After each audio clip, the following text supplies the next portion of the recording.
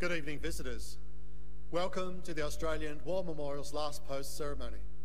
My name is Craig Burrell, and joining us today from the Australian Army's Royal New South Wales Regiment is Lieutenant Justin Politi. We warmly welcome the family of Lance Corporal John Henry Winter, whose story will be told shortly. We're honoured to acknowledge the members of Alpha Company of the 1st 19th Battalion Royal New South Wales Regiment who are joining us this evening.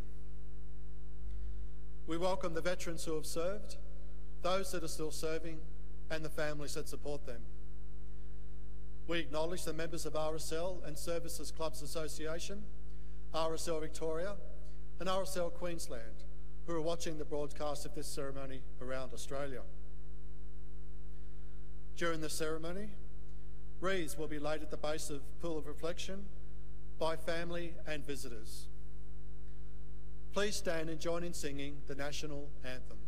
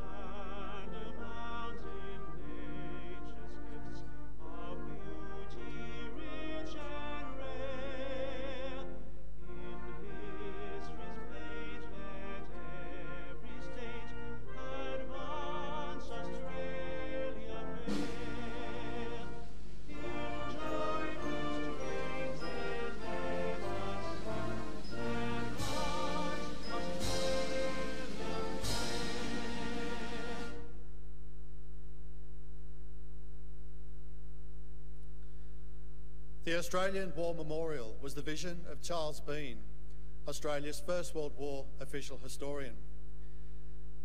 Bean landed with the Australian troops on Gallipoli and stayed with them at the front through to the end of the war. The idea of this national memorial and museum came to him at Pozières, France, in the depths of the bloody fighting of 1916.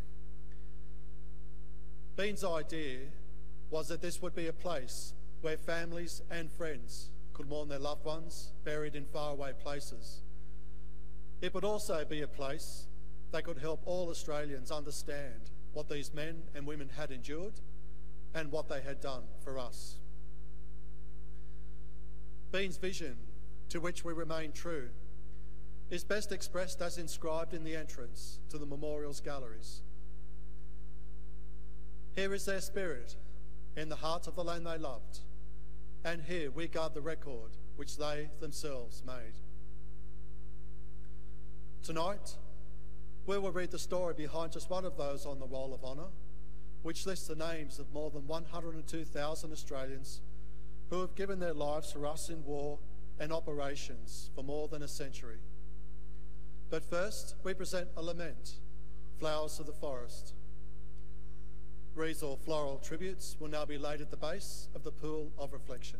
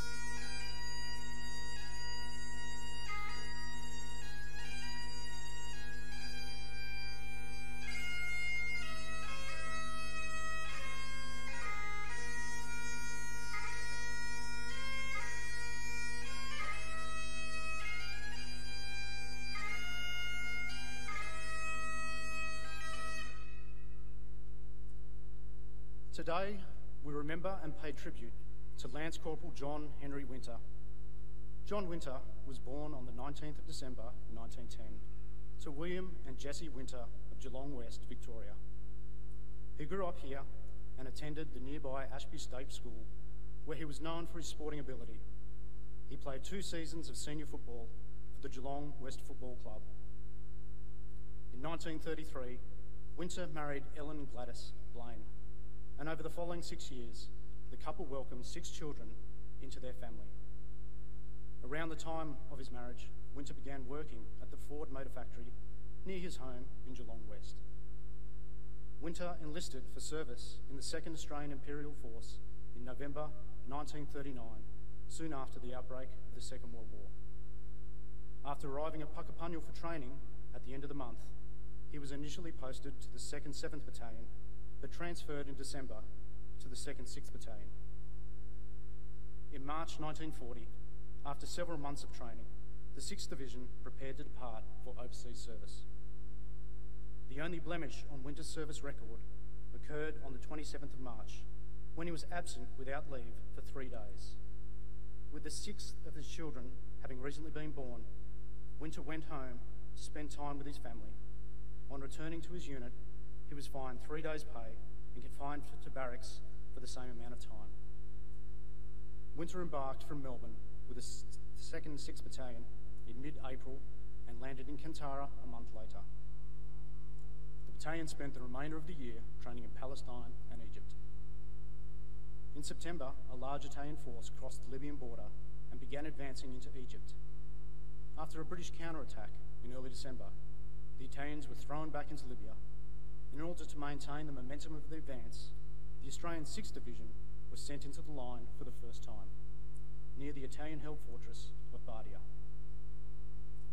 After a series of nighttime patrols, we gained intelligence about the town, and the 2nd 6th Battalion was given the task of mounting a diversionary attack, drawing attention away from the 16th Brigade's main effort to capture Bardia. The attack began in the early hours of 3 January.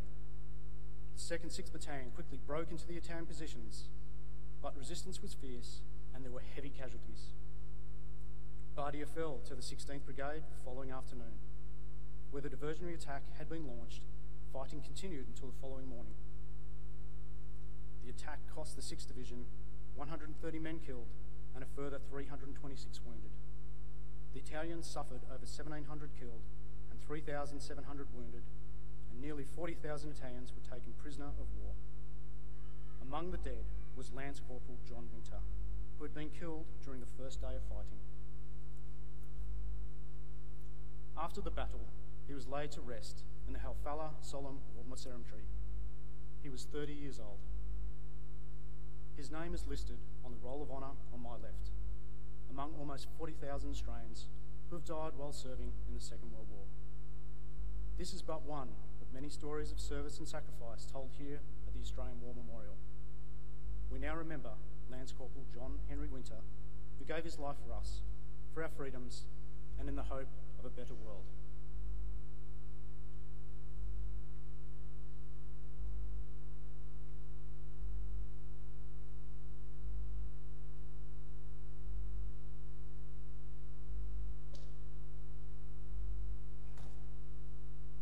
They shall grow not old, as we, those that left, grow old. Age shall not weary them, nor the years condemn. In the morning and at the going down of the sun, we will remember them.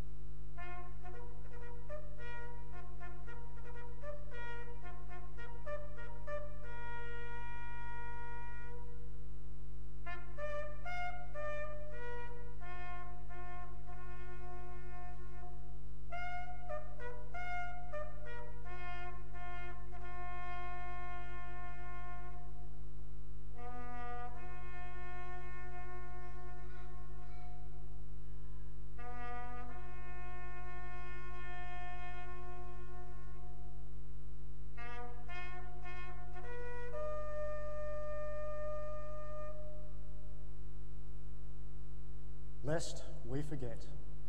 Lest we forget.